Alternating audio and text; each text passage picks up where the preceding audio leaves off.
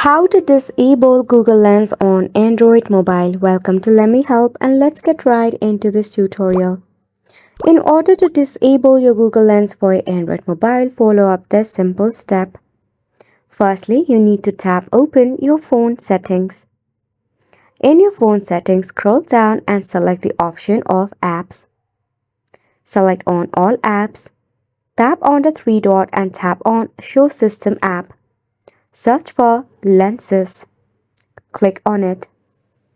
Select on the Disable button to disable your Google Lens on your Android. This is the first way. If this is not possible for you, open up your Play Store. Search for Google Lens. In here, you simply have to tap on the Disable button next to the Uninstall button instead of Enable. Or the next resort is to uninstall your Google Lens. That is how you'll be able to disable your Google Lens on Android. To enable it, it is pretty simple. Just tap on the Enable button that is available in your app info or through your Play Store. And it's a wrap for the video as well. Thank you so much for tuning in. We'll see you very soon.